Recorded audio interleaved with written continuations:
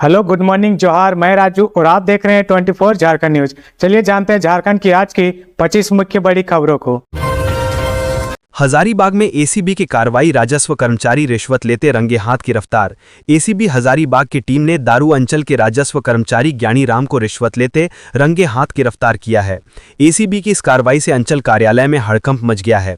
ACB के अनुसार हजारीबाग जिला के दारू थाना क्षेत्र के मेड़कुड़ी कला गांव निवासी हीरामन प्रजापति ने आवेदन देकर राजस्व कर्मचारी के विरुद्ध शिकायत की थी। हीरामन प्रजापति ने एसीबी को दिए गए आवेदन में उल्लेख किया था, पत्नी दुर्गा देवी के नाम उन्होंने दाखिल खारिज का आवेदन दारू अंचल कार्यालय में दिया था। उनका आरोप था कि दाखिल खारिज के आवेदन को स्वीकृत करने के बदले राजस्व कर्मचारी ज्ञानी राम 10,000 रुपए रिश्वत की मांग कर रहा है। हीरामन रिश्वत देने को तैयार नहीं था, जिसके बाद उन्होंने भ्रष्टाचार निरोधक ब्यूरो से इसकी शिकायत की। वहीं शिकायत मिलने के बाद एसीबी ने शिकायत का सत्यापन किया, जिसमें पाया गया कि आरोपी ज्ञानी राम ने आवेदक से पहली किस्त के रूप में 3,000 रुपए की मांग की थी। सत्यापन प्रतिवेदन के आधार पर एसीबी हजारीबाग ने मामला दर्ज कर लिया। इसके बाद एसीबी की गठित कैब टीम ने दारू अंचल में छापेमारी कर आरोपी राजस्व कर्मचारी ज्ञानी राम को वादी से 3,000 रुपए रिश्वत लेते हुए रंगे हाथ गिरफ्तार कर लिया। गिरफ्तार आरोपी से एसीबी की टीम पूछताछ कर रही है। एसीबी हजारीबाग ने स्पष्ट किया है कि जो भी सरकारी कर्मचारी रिश्वत की मांग करता है तो उसकी शिकायत कार्यालय में करे। शिकायत मिलने के बाद कार्रवाई की जाएगी। सारंडा जंगल में नक्सली हमला, आईईडी विस्फोट में सीआरपीएफ इंस्पेक्टर सहित 3 जवान जख्मी। झारखंड के पश्चिमी सिंहभूम जिला के घने सारंडा जंगल से फिर नक्सल हिंसा की खबर आई है। शुक्रवार की देर शाम जराईकेला थाना क्षेत्र के सामठा के बाबूडेरा इलाके में नक्सलियों ने सुरक्षा बलों के काफिले को निशाना बनाते हुए आईईडी ब्लास्ट कर दिया। इस धमाके में सीआरपीएफ 60 बटालियन के इंस्पेक्टर के मिश्रा समेत 3 जवान घायल हो गए हैं। घायलों में रामकृष्ण गागराई और मंटू कुमार भी शामिल हैं। ये घटना उस समय हुई जब सीआरपीएफ और जिला पुलिस की संयुक्त टीम इलाके में नक्सल विरोधी अभियान चला रही थी। जैसे ही जवान पहाड़ी क्षेत्र में आगे बढ़े, नक्सलियों ने छिपकर आईईडी विस्फोट कर दिया। जोरदार धमाके से आसपास का इलाका दहशत में आ गया। घायल जवानों को बचाने के लिए तुरंत मेडिकल टीम मौके पर भेजी गई और उन्हें अस्पताल पहुंचाया गया। घायलों में रामकृष्ण खरसावन के विधायक कृष्ण गागराई के भाई बताए जा रहे हैं। पश्चिमी सिंहभूम के एसपी अमित रेणु ने इस आईईडी विस्फोट की पुष्टि की है। एसपी ने बताया कि इस घटना में तीनों घायलों की हालत अब स्थिर है और उनका इलाज जारी है। इस घटना के बाद इलाके में सर्च ऑपरेशन चलाया जा रहा है। फिलहाल सुरक्षा बलों ने पूरे इलाके को घेर लिया है और सघन सर्च ऑपरेशन जारी है। पुलिस को आशंका है कि हाल के दिनों में बढ़े नक्सल विरोधी अभियानों के जवाब में यह हमला किया गया है। सुरक्षा एजेंसियां अब पूरे सारंडा जंगल क्षेत्र में हाई अलर्ट पर हैं ताकि किसी भी बड़ी घटना को रोका जा सके। कैबिनेट की बैठक 16 अक्टूबर को, कई अहम फैसलों को मिल सकती है मंजूरी। झारखंड सरकार की कैबिनेट की बैठक 16 अक्टूबर को होने जा रही है। इस बैठक की अध्यक्षता मुख्यमंत्री हेमंत सोरेन करेंगे। मंत्रिपरिषद की बैठक राजधानी के धुर्वा स्थित झारखंड मंत्रालय प्रोजेक्ट भवन में मंत्रिपरिषद कक्ष में होगी। मंत्रिमंडल सचिवालय एवं निगरानी विभाग समन्वय की ओर से शुक्रवार को ये जानकारी दी गई है। कहा गया है कि गुरुवार दिनांक 16 अक्टूबर को अपराह्न 3 बजे से झारखंड मंत्रालय प्रोजेक्ट भवन स्थित मंत्रिपरिषद कक्ष में होगी। बैठक में कई अहम फैसलों को मंजूरी दी जा सकती है। मंत्री इरफान अंसारी ने कहा, अब अंत्योदय परिवारों को मिलेगा मुफ्त चीनी, दाल व कपड़ा। झारखंड के खाद्य आपूर्ति मंत्री डॉक्टर इरफान अंसारी ने आज एक अहम घोषणा करते हुए कहा कि राज्य में खाद्य वितरण व्यवस्था अब 2G से 4G युग में प्रवेश कर चुकी है। उन्होंने कहा कि यह पारदर्शिता, रफ्तार और जनहित पर विशेष ध्यान दिया जाएगा। डॉक्टर अंसारी ने बताया कि दिवाली से पहले सभी अंत्योदय परिवारों को सरकार की ओर से चीनी, दाल, धोती और साड़ी दी जाएगी, जिससे गरीबों की थाली में फिर से मिठास लौटेगी। राज्य सरकार ने 7,92,000 नए पात्र परिवारों को राशन योजना में शामिल किया है। इसके साथ ही हर जिले में 100 गंभीर रोगियों के लिए विशेष राहत कोटा सुनिश्चित किया गया है, जिससे बीमार और जरूरतमंदों को समय पर राशन मिल सके। अब ईपीओएस मशीनें 4G से संचालित होंगी, जिससे वितरण प्रक्रिया और तेज तथा पारदर्शी होगी। डॉक्टर अंसारी ने केंद्र सरकार पर निशाना साधते हुए कहा कि केंद्र की बेरुखी के बावजूद झारखंड सरकार जनता को राहत देने के लिए पूरी तरह प्रतिबद्ध है। उन्होंने कहा कि जनता को तकलीफ हुई तो मैं चैन से नहीं बैठूंगा। नौकरी दिलाने के नाम पर 1 करोड़ 20 लाख की ठगी। मिलिट्री इंटेलिजेंस व रांची पुलिस ने 3 को किया गिरफ्तार। मिलिट्री इंजीनियरिंग सर्विस, भारतीय रेलवे और केंद्र व राज्य सरकार के विभिन्न विभागों में नौकरी दिलाने के नाम पर करोड़ों रुपए की ठगी करने वाले एक बड़े गिरोह का पर्दाफाश हुआ है। लखनऊ मिलिट्री इंटेलिजेंस और रांची की बरियातू थाना पुलिस की संयुक्त कार्रवाई में इस गिरोह के 3 मुख्य अभियुक्तों को गिरफ्तार किया गया है। ये कार्रवाई वादी अभिषेक कुमार की शिकायत पर शुरू हुई, जिन्होंने अभियुक्तों पर 37 लाख रुपए की ठगी का आरोप लगाया था। वादी, जो मूल रूप से पटना के नरमा के निवासी हैं और वर्तमान में रांची के तितरटोली में रहते हैं, ने नौकरी लगाने के नाम पर धोखाधड़ी और जाली ज्वाइनिंग लेटर बनवाने का आरोप लगाया। इस संबंध में बरियातू थाना में राजकिशोर शाह, सुनील शाह, गौतम कुमार, चंदन कुमार सिंह, वापी वैश्वाल और विनोद सहित कुल 6 अभियुक्तों के विरुद्ध प्राथमिकी दर्ज की गई थी। मामले की गंभीरता को देखते हुए वरीय पदाधिकारियों ने संज्ञान लिया और डीएसपी के नेतृत्व में एक विशेष जांच दल का गठन किया गया, जिसके बाद बरियातू थाना पुलिस और लखनऊ मिलिट्री इंटेलिजेंस की संयुक्त और त्वरित कार्रवाई करते हुए प्राथमिक अभियुक्तों में से 3 को गिरफ्तार कर लिया गया। गिरफ्तार किए गए अभियुक्तों ने पूछताछ में स्वीकार किया है कि उन्होंने military engineering service, Indian railway और केंद्रीय एवं राज्य सरकार के विभिन्न विभागों में नौकरी का झांसा देकर लोगों से करीब 1 करोड़ 20 लाख रुपए की ठगी की है। गिरफ्तार अभियुक्तों में चंदन कुमार सिंह, गौतम कुमार और विनोद कुमार शामिल हैं। देवघर के निजी क्लिनिक में नवजात की मौत, परिजनों का हंगामा। देवघर के एक निजी क्लिनिक में उस वक्त हड़कंप मच गया जब एक गंभीर मरीज को रेफर न करने पर परिजनों ने 3 घंटे तक जमकर हंगामा किया। घटना की जानकारी मिलते ही पुलिस मौके पर पहुंची और स्थिति को नियंत्रित किया। मामला डॉक्टर पल्लवी के क्लिनिक का है। बिहार के बांका जिले से रतन कुमार यादव ने अपनी पत्नी को प्रसव के लिए भर्ती कराया था। परिजनों का आरोप है कि डॉक्टर की लापरवाही से नवजात की मौत हो गई और महिला की हालत बिगड़ती चली गई। परिजनों के मुताबिक जब रेफर करने को कहा गया तो डॉक्टर ने मोटी रकम मांगी। पैसे नहीं देने पर मरीज को जबरन रोक लिया। गुस्साए परिजनों ने क्लिनिक में दोपहर 2:30 बजे से शाम 6 बजे तक जमकर हंगामा किया। पुलिस के दबाव में डॉक्टर ने चुप्पी तोड़ी और कहा कि सभी आरोप निराधार हैं। क्लिनिक में सीसीटीवी कैमरे लगे हैं, जिसे कभी भी देखा जा सकता है। इधर गिरिडीह व कृष्णापुरी के 2 महिलाओं के परिजनों ने भी क्लिनिक पर इलाज में लापरवाही और दवाइयों की मनमानी कीमत वसूलने का आरोप लगाया है।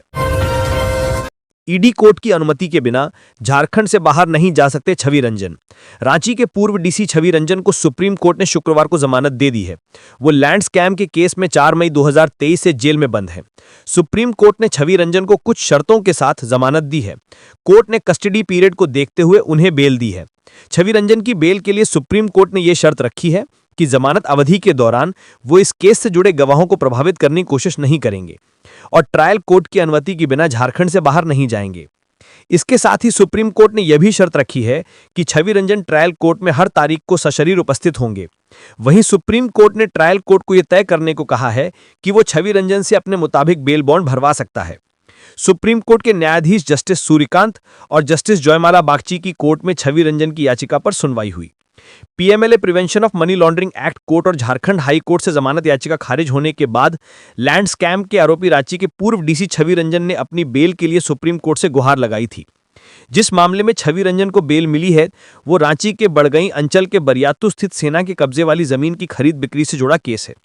इस केस में ईडी रांची के पूर्व उपायुक्त आईएएस छवि रंजन के अलावा चर्चित कारोबारी विष्णु अग्रवाल, बड़गाई अंचल के राजस्व उपनिरीक्षक भानु प्रताप प्रसाद, सेना के कब्जे वाली जमीन का फर्जी रैयत प्रदीप बागची, जमीन कारोबारी अफसर अली, इम्तियाज खान, तलहा खान, फैयाज खान और मोहम्मद सद्दाम, अमित अग्रवाल और दिलीप घोष आरोपी हैं। स्मार्ट मीटर में बकाया बैलेंस नेगेटिव हुआ तो कट जाएगा बिजली कनेक्शन। झारखंड में अब स्मार्ट मीटर उपभोक्ताओं के लिए नया नियम लागू हो गया है।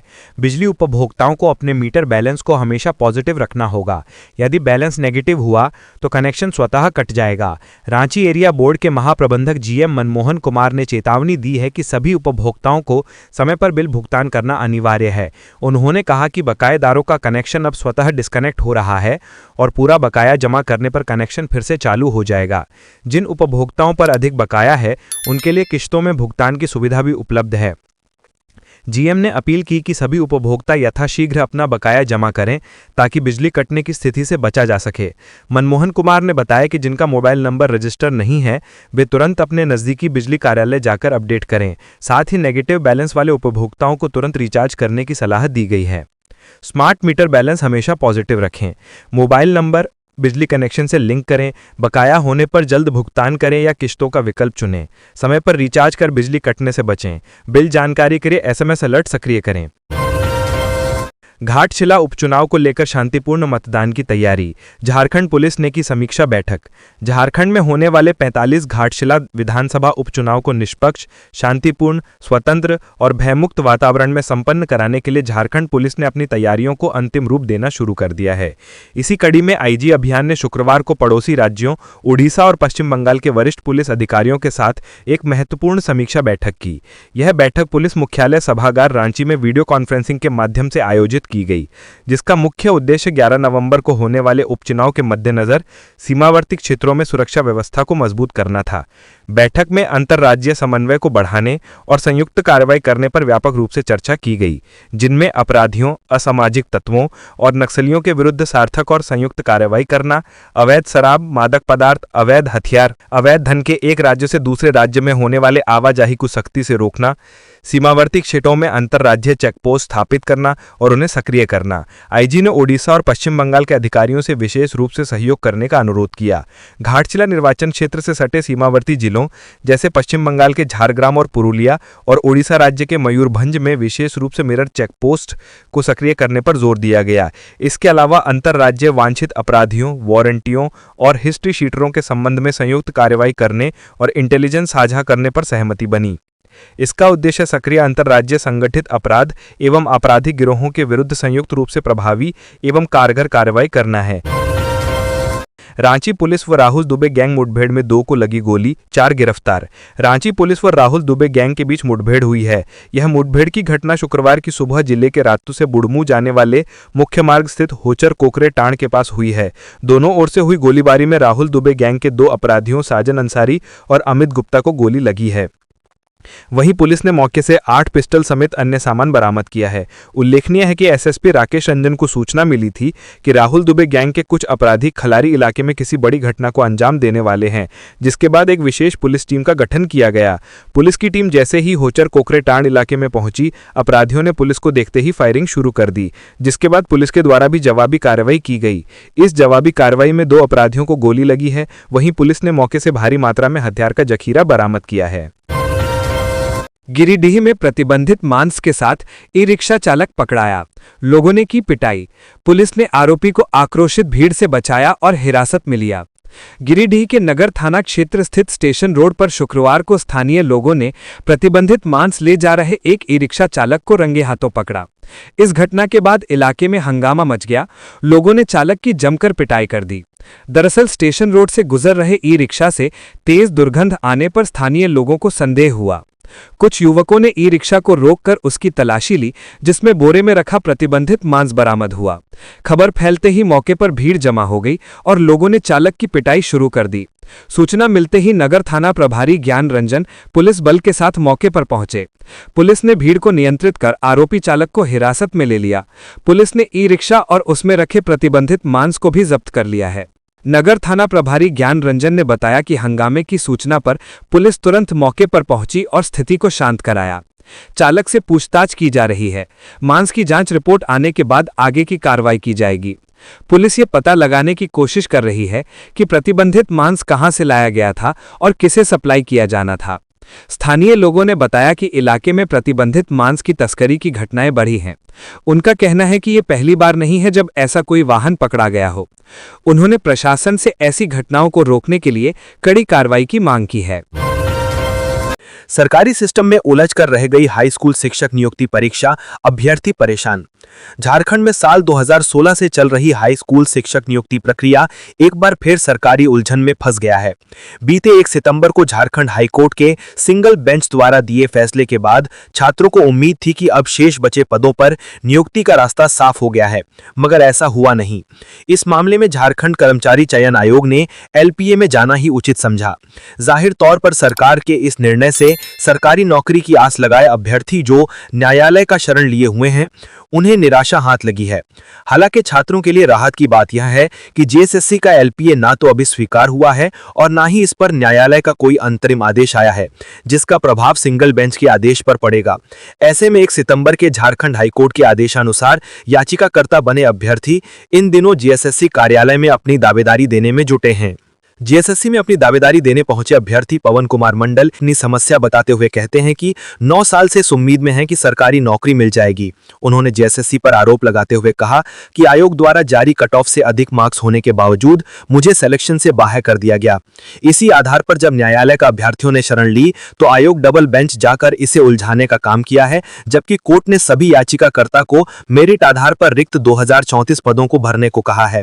इसी तरह कोडरमा से आई दिव्या बताती हैं कि के साथ भी ऐसे ही हुआ है। इतिहास नागरिक विषय में सामान्य कैटेगरी में 212 नंबर कट ऑफ है और उन्हें भी 212 नंबर है, इसके बावजूद सिलेक्ट नहीं किया गया। पलामू से आए अपनी पत्नी को संस्कृत विषय में आयोग के समक्ष दावेदारी कर रहे मार्कंडेय मिश्रा कहते हैं कि सरकार चाहती ही नहीं है कि छात्रों को नौकरी मिले। रिक्तियां होने के बावजूद भी सरकार समय समय पर इसे उलझाती रही। पहले 11 और 13 जिला के आधार पर यह परीक्षा लटका, फिर सुप्रीम कोर्ट के आदेश पर कुछ नियुक्तियां जरूर हुई, उसमें भी अनियमितता हुई। धनबाद में नए बस टर्मिनल को लेकर विरोध, जेएलकेएम ने दी चेतावनी, सांसद ढुल्लू महतो भी आए सामने। धनबाद कतरास के लिलोरी मंदिर के समीप नया अंतर्राज्यीय बस टर्मिनल स्थापित किया जाएगा, जिसे लेकर नगर निगम ने कुल 18 एकड़ जमीन का भी चयन कर लिया है। लेकिन इस बस टर्मिनल के निर्माण से पहले ही कोयलांचल में घमासान मचा हुआ है। बस एसोसिएशन और राजनीतिक पार्टी के साथ ही स्थानीय लोग भी कतरास में बस टर्मिनल स्थापित किए जाने का विरोध कर रहे हैं। फिलहाल धनबाद के बरटांड में बस स्टैंड है, जिसकी स्टेशन दूरी महज 1.5 से 2 किलोमीटर है, जो बस स्टेशन यात्रियों के लिए काफ़ी सहूलियत भरा है। वहीं कतरास के लिलुई मंदिर के समीप स्थापित किए जाने पर बस टर्मिनल की दूरी धनबाद मुख्यालय से करीब 20 से 22 किलोमीटर होगी। बस एसोसिएशन और पार्टी के साथ साथ लोग भी यही तर्क दे रहे हैं कि दूरी काफ़ी बढ़ जाएगी, विशेषकर रात्रि में लोगों की ज़्यादा परेशानी होगी, जिसका विरोध होना स्वाभाविक है। वहीं विरोध के साथ यह भी मांग उठ रही है कि कतरास के बजाय बरटांड बस स्टैंड में ही टर्मिनल का निर्माण कराने की ज़रूरत है। कतरास में 18 एकड़ जमीन चिन्हित की गई है, जबकि बरटांड बस स्टैंड में 22 एकड़ जमीन है। धनबाद जिला बस ओनर एसोसिएशन आईएसबीटी को कतरास के बजाय धनबाद के पंडुकी या फिर बरटांड बस स्टैंड में ही निर्मित करने की मांग जिला प्रशासन और राज्य सरकार से की है। एसोसिएशन के अध्यक्ष का कहना है कि आईएसबीटी को कतरास में निर्मित करने से बस यात्रियों को काफ़ी परेशानी उठानी पड़ेगी। मध्यम वर्गीय लोग ही बसों से यात्रा करते हैं, जिन्हें 20 से 22 किलोमीटर दूर तय कर बस सेवा लेनी पड़ेगी। धनबाद में महज 30 से 40 बसें ही इंटरस्टेट चलती हैं, जबकि 120 के करीब बसें लोकल सवारी लेकर चलती हैं। एसोसिएशन ने आंदोलन की भी चेतावनी दी है। वहीं भाजपा धनबाद विधायक राज सिन्हा ने कहा कि जनता विरोध कर रही है, बस टर्मिनल धनबाद शहर में ही रहेगा। उन्होंने कहा कि डीसी आदित्य रंजन से बात हुई है, डीसी बरटांड बस स्टैंड का निरीक्षण करेंगे। यहां भी 22 एकड़ जमीन है। पश्चिम बंगाल और ओडिशा पुलिस के साथ झारखंड पुलिस अधिकारियों की बैठक, पड़ोसी राज्य भी अलर्ट। घाटशिला विधानसभा उपचुनाव को लेकर एक तरफ जहां झारखंड पुलिस अपनी तैयारी में जुटी हुई है, वहीं पड़ोसी राज्य पश्चिम बंगाल और ओडिशा पुलिस भी झारखंड पुलिस के साथ समन्वय स्थापित कर घाटशिला उपचुनाव को शांतिपूर्ण ढंग से संपन्न करवाने में सहयोग करेंगे। घाटशिला उपचुनाव को शांतिपूर्ण तरीके से संपन्न करवाने के लिए इंटरस्टेट बैठकों का दौर शुरू हो गया है। शुक्रवार को झारखंड पुलिस मुख्यालय में आईजी अभियान सह राज्य पुलिस नोडल पदाधिकारी झारखंड डॉक्टर माइकल राज की अध्यक्षता में 45 घाटशिला विधानसभा उपनिर्वाचन 2025 के सीमावर्ती क्षेत्र ओडिशा और पश्चिम बंगाल के पुलिस पदाधिकारियों के साथ वीडियो कॉन्फ्रेंसिंग के माध्यम से 11 नवंबर को होने वाले 45 घाटशिला विधानसभा उपनिर्वाचन 2025 को निष्पक्ष, शांतिपूर्ण, स्वतंत्र एवं भयमुक्त वातावरण में संपन्न कराने के लिए बैठक आयोजित की गई। इस बैठक में संयुक्त रूप से अपराधियों, असामाजिक तत्वों और नक्सलियों के विरुद्ध सार्थक कार्रवाई करने के साथ साथ अवैध शराब, मादक पदार्थ, अवैध आग्नेयास्त्र, अवैध धन के अंतर्राज्यीय संचरण की रोकथाम और अंतर्राज्यीय चेकपोस्ट स्थापित करने के संबंध में व्यापक रूप से समीक्षा की गई। घाटशिला निर्वाचन क्षेत्र के सीमावर्ती जिलों में पश्चिम बंगाल का झारग्राम और पुरुलिया, उड़ीसा राज्य के सीमावर्ती जिला मयूरभंज में विशेष रूप से मिरर चेकपोस्ट सक्रिय करने, अंतर्राज्यीय वांछित अपराधियों, वारंटियों, हिस्ट्री शीटरों के बारे में संयुक्त रूप से वांछित कार्रवाई करने का अनुरोध किया गया। विनय सिंह की बेल पर हुई सुनवाई, कोर्ट ने एसीबी से मांगी केस डायरी। आईएएस विनय चौबे के डीसी रहते हुए हजारीबाग में वन भूमि की अवैध ढंग से खरीद बिक्री और नियम विरुद्ध म्यूटेशन कराने से जुड़े मामले में आरोपी ऑटोमोबाइल कारोबारी विनय सिंह की जमानत याचिका पर हजारीबाग एसीबी कोर्ट में सुनवाई हुई। शुक्रवार की सुनवाई के दौरान एसीबी और बचाव पक्ष की ओर से बहस की गई। वहीं कोर्ट ने एसीबी को केस डायरी पेश करने का निर्देश दिया है। कोर्ट ने अब इस मामले में अगली सुनवाई के लिए 14 अक्टूबर की तिथि निर्धारित की है। विनय सिंह की ओर से अधिवक्ता शंकर बैनर्जी ने बहस की। विनय सिंह ने जिस मामले में हजारीबाग एसीबी कोर्ट से बेल मांगी है, उस मामले में सितंबर महीने प्राथमिकी दर्ज की गई थी। एसीबी ने इस संबंध में कांड संख्या 11/2025 दर्ज की है। इससे पहले विनय सिंह झारखंड शराब घोटाला मामले में भी आरोपी बनाए गए थे। रांची में कुर्मी की एसटी मांग के विरोध में आदिवासियों का महाजुटान 12 को। कुर्मी समुदाय की अनुसूचित जनजाति एसटी की मांग के विरोध में आदिवासी समाज एकजुट हो रहा है। आदिवासी अस्तित्व बचाओ मोर्चा के बैनर तले 12 अक्टूबर को विशाल रैली निकाली जाएगी। रैली मोरहाबादी मैदान से शुरू होकर डॉक्टर रामदयाल मुंडा फुटबॉल मैदान तक पहुंचेगी, जहां जनसभा का आयोजन होगा। कार्यक्रम की जानकारी केंद्रीय सरना समिति के अध्यक्ष अजय तिर्की और सामाजिक कार्यकर्ता ग्लैडसन डुंगडुंग ने शुक्रवार को दी।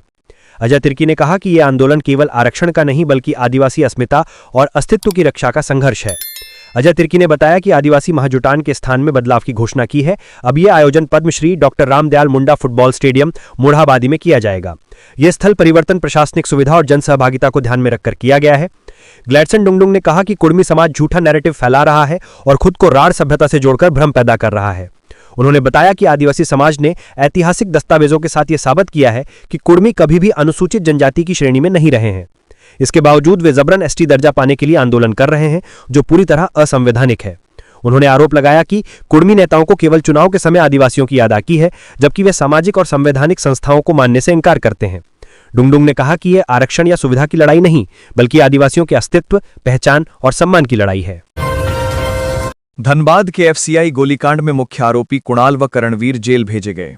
धनसार थाना क्षेत्र स्थित एफसीआई गोदाम में गुरुवार को हुई गोलीबारी मामले में मुख्य अभियुक्त कुणाल सिंह व करणवीर सिंह को पुलिस ने शुक्रवार को जेल भेज दिया। दोनों को इलाज के बाद 2 अलग-अलग एम्बुलेंस से धनबाद थाना लाया गया। सीडीएसपी ऋत्विक श्रीवास्तव ने उनसे मामले की पूरी जानकारी ली। सीटीएसपी ने बताया कि एफसीआई गोदाम के सामने अपनी मांगों को लेकर धरना दे रहे लोगों पर फायरिंग करने वाले कुणाल सिंह, करणवीर सिंह सहित 5 नामजद और कुछ अज्ञात के खिलाफ मामला दर्ज किया गया है। घटना के दौरान लोगों ने फायरिंग करने वालों को पकड़ लिया था और उनकी पिटाई भी की थी। अन्य आरोपी पिस्टल और गोलियां मौके पर छोड़कर फरार हो गए थे। पुलिस ने मौके से एक पिस्टल, 14 जिंदा कारतूस और एक खोखा बरामद किया है। जांच में पता चला कि मुख्य आरोपी कुणाल सिंह वारदात के बाद घायल अवस्था में पाटलिपुत्र अस्पताल में भर्ती था, जबकि करणवीर सिंह कतरास के एक निजी अस्पताल में इलाज करा रहा था। दोनों को गिरफ्तार कर डॉक्टरों द्वारा फिट घोषित किए जाने के बाद जेल भेज दिया गया। उनका तीसरा साथी फिलहाल अस्पताल में इलाजरत है। सीटीएसपी ने बताया कि जैसे ही डॉक्टर उसे फिट घोषित करेंगे, उसे भी जेल भेजा जाएगा। साथ ही पुलिस अन्य फरार आरोपियों की गिरफ्तारी के लिए लगातार छापेमारी कर रही है। छठ को लेकर तालाबों की सफाई में जुटा है रांची नगर निगम। दिवाली और काली पूजा की तैयारी शुरू हो चुकी है। काली पूजा के लिए भूमि पूजन और पंडाल बनाए जा रहे हैं। इन दोनों त्योहार के साथ ही छठ व्रती पूजा पाठ की तैयारी भी शुरू की जा रही है। छठ एक गहरी आस्था वाला त्योहार है, जिसे अत्यंत पवित्र माना जाता है। ये पर्व 4 दिनों तक चलता है। सभी छठ व्रती निर्जला उपवास में रहती है। पहला दिन कद्दू भात, दूसरे दिन खीर भात और तीसरे दिन डूबते सूर्य को तालाब, नदी में अर्घ अर्पित किए जाएंगे और चौथे दिन उगते हुए सूर्य को अर्घ देकर नमन करेंगे। भगवान भास्कर से घर परिवार की सुख शांति की कामना करेंगे। हजारों छठ व्रतियों के लिए बड़ा तालाब, चडरी तालाब, पुलिस लाइन तालाब समेत करमटोली तालाब खास माना जाता है, क्योंकि ये सभी तालाब शहर के बीच में है और रिहायशी इलाके में है। बावजूद इसके इन तालाबों का पानी स्वच्छ नहीं है। पानी का रंग हरा और काला देखा जा सकता है। इस साल 1 सप्ताह पहले से मानसून शुरू हुई। जून से सितंबर तक बारिश होती रही। इस कारण नगर निगम के सभी तालाब में पानी लबालब भरा हुआ है। सीढ़ियों तक पानी भर गया है। छठ व्रती पानी की गहराई तक नहीं जा सके, इसके लिए सभी तालाबों में रेड रिबन लगा दी गई है। छठ पूजा को देखते हुए नगर निगम ने सभी तालाबों को साफ सुथरा करने में जुट गया है। प्रत्येक तालाबों में सीढ़ी के नीचे बैठी गंदगी और कचरे को निकाला जा रहा है। JLKM भी उम्मीदवार देने पर 13 को करेगा मंथन। झारखंड लोकतांत्रिक क्रांतिकारी मोर्चा JLKM भी घाटशिला उपचुनाव में उम्मीदवार देने को लेकर 13 अक्टूबर को एक महत्वपूर्ण बैठक बुलाई है। JLKM के अध्यक्ष जयराम महतो ने इसको लेकर पार्टी पदाधिकारियों और सदस्यों के लिए एक निर्देश जारी किया है। उसमें कहा गया है कि 13 अक्टूबर तोपचांची में दिन के 2 बजे से एक महत्वपूर्ण बैठक होगी। इस बैठक में केंद्रीय कमेटी के सभी पदाधिकारी, कोल्हान प्रमंडल के जिला और प्रखंड स्तर के सभी पदाधिकारी व सदस्य को शामिल होने का निर्देश दिया गया है। पत्र में बताया गया है कि इस बैठक में संगठन की वर्तमान स्थिति, प्रत्याशी चयन, क्षेत्रीय मुद्दे और प्रचार अभियान पर विस्तार से चर्चा की जाएगी, मंथन किया जाएगा। इससे यह स्पष्ट संकेत दिया गया है कि JLKM भी घाटशिला उपचुनाव में प्रत्याशी देगा। हाईकोर्ट ने कहा, रिम्स और स्वास्थ्य विभाग GB बैठक के निर्णयों पर अमल की समय सीमा तय करें। झारखंड हाईकोर्ट ने रिम्स और स्वास्थ्य विभाग से पूछा है कि गवर्निंग बॉडी GB की बैठक में लिए गए निर्णयों को लागू करने के लिए अब तक कोई स्पष्ट समय सीमा क्यों नहीं तय की गई है। शुक्रवार को हुई सुनवाई में दोनों पक्षों रिम्स और स्वास्थ्य विभाग ने हलफनामा दाखिल किया, लेकिन उसमें यह उल्लेख नहीं था कि बैठक में लिए गए निर्णयों को कब तक लागू किया जाएगा। याचिकाकर्ता ज्योति शर्मा की इस मांग पर अदालत ने नाराजगी जताते हुए कहा कि जब तक कार्यों की समय सीमा तय नहीं की जाएगी, तब तक उन पर अमल सुनिश्चित नहीं हो सकता। कोर्ट ने दोनों पक्षों को निर्देश दिया कि वे अगली सुनवाई से पहले निर्णयों की क्रियान्वयन समय सीमा स्पष्ट रूप से अदालत के समक्ष प्रस्तुत करें। अब इस मामले की अगली सुनवाई 6 नवंबर को निर्धारित की गई है। हाईकोर्ट इस पूरी प्रक्रिया की निगरानी कर रहा है और यह सुनिश्चित करना चाहता है कि बैठक में लिए गए निर्णय केवल कागजों तक सीमित न रहें, बल्कि धरातल पर उतरें। राज्य का पहला 4 स्टार होटल बनेगा देवघर का वैद्यनाथ विहार। देवघर स्थित होटल वैद्यनाथ विहार का स्वरूप बदलेगा, इसे 4 स्टार होटल का स्वरूप दिया जाएगा। झारखंड पर्यटन विकास निगम ने इस आशय का प्रस्ताव तैयार कर स्वीकृति के लिए राज्य सरकार को भेजा है। सरकार की स्वीकृति मिलने के बाद इसका DPR तैयार कर टेंडर आमंत्रित किया जाएगा। PP मोड में इसे डेवलप किया जाएगा। ये झारखंड का पहला 4 स्टार होटल होगा। झारखंड में फिलहाल किसी भी होटल को 4 स्टार होटल का दर्जा प्राप्त नहीं है। रांची स्मार्ट सिटी में सरकार से मिली जमीन पर टाटा कंपनी एक 5 स्टार होटल बना रही है। देवघर स्थित झारखंड पर्यटन विकास निगम के होटल वैद्यनाथ विहार की लगभग 55,000 वर्ग फीट जमीन है। आधिकारिक जानकारी के अनुसार इस जमीन पर ही वैद्यनाथ विहार को 4 स्टार होटल के रूप में विकसित किया जाएगा। 2 बैंक्वेट हॉल के अलावा 100 कमरे और स्वीट्स बनाए जाएंगे। इसके अलावा वे सारी सुविधाएं भी होंगी जो 4 स्टार होटल में उपलब्ध रहती हैं। इस पर लगभग 113 करोड़ रुपए खर्च होने का अनुमान है। देवघर स्थित बाबा बैद्यनाथ मंदिर का दर्शन करने के लिए देश और विदेश से आने वाले पर्यटकों को ध्यान में रखकर राज्य सरकार ने इस होटल के विकास की रूपरेखा तैयार की है। क्योंकि देश विदेश से आने वाले श्रद्धालुओं और पर्यटकों के लिए वहां ठहरने की उत्तम व्यवस्था नहीं है। पर्यटकों और श्रद्धालुओं को ध्यान में रखकर ही देवघर एयरपोर्ट का भी विकास किया गया है तथा केंद्र सरकार की अनुमति के बाद यहां यात्री विमानों की उड़ान सेवा प्रारंभ हो चुकी है। स्वास्थ्य मंत्री इरफान अंसारी ने रांची में मेडिकल स्टोर का किया औचक निरीक्षण। कई दवाओं के सैंपल जांच के लिए भेजे।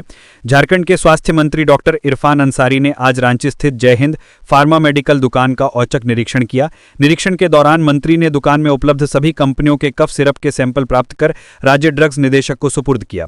साथ ही निर्देश दिया कि सभी नमूनों की गुणवत्ता जांच शीघ्र की जाए और अविलंब जांच रिपोर्ट प्रस्तुत की जाए।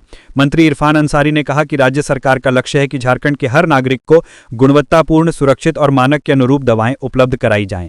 इसी दिशा में आज से पूरे राज्य में एक विशेष अभियान की शुरुआत की गई है, जिसके तहत सभी मेडिकल स्टोर्स, थोक विक्रेताओं और दवा डिपो का औचक निरीक्षण किया जाएगा।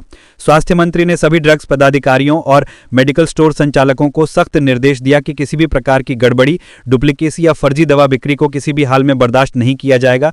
उन्होंने कहा कि दोषी पाए जाने पर संबंधित स्टोर को तुरंत सील किया जाएगा, लाइसेंस रद्द कर कठोर कानूनी कार्रवाई की जाएगी। उन्होंने कहा कि स्वास्थ्य के साथ खिलवाड़ किसी भी कीमत पर नहीं होने दूंगा। सभी अधिकारी, मेडिकल संचालक और जनता इस मुहिम में मेरा साथ दें। जो भी गलत कार्य में शामिल हैं वह तुरंत सचेत हो जाए, नहीं तो कड़ी कार्रवाई के लिए तैयार रहें। निरीक्षण के दौरान स्वास्थ्य मंत्री ने यह भी स्पष्ट किया कि राज्य के प्रत्येक जिले में ड्रग्स निरीक्षण के लिए टीमें गठित की जा रही हैं, जो बाजार में उपलब्ध सभी कफ सिरप, एंटीबायोटिक और पेन रिलीवर दवाओं का नमूना लेकर जांच करेंगी।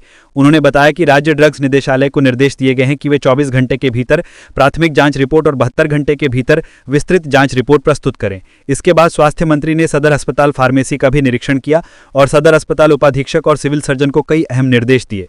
उन्होंने कहा कि सदर अस्पताल की दवा में फंगस की खबर के पीछे उन्हें साजिश की बू नजर आती है। दीपावली छठ पर विधि व्यवस्था और अपराध नियंत्रण को लेकर डीजीपी की अहम बैठक 13 को। आगामी दीपावली और छठ महापर्व के दौरान शांतिपूर्ण माहौल सुनिश्चित करने और किसी भी तरह की आपराधिक गतिविधियों पर लगाम लगाने के लिए डीजीपी अनुराग गुप्ता की अध्यक्षता में 13 अक्टूबर को शाम 4 बजे वीडियो कॉन्फ्रेंसिंग के माध्यम से महत्वपूर्ण बैठक होगी।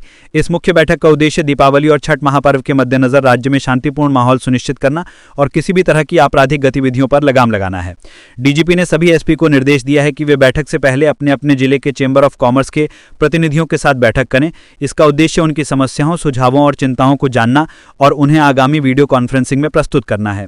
अपरिहार्य कारणों से यदि कोई एसएसपी, एसपी बैठक में शामिल नहीं हो पाते हैं तो वे जिले के किसी वरीय अधिकारी को अपनी ओर से बैठक में शामिल होने के लिए नामित करेंगे। ये बैठक राज्य में पुलिस और व्यापारिक समुदाय के बीच बेहतर समन्वय स्थापित करने की दिशा में एक महत्वपूर्ण कदम है ताकि त्योहारी सीजन में आम जनता और व्यापारियों दोनों के लिए सुरक्षित वातावरण सुनिश्चित किया जा सके।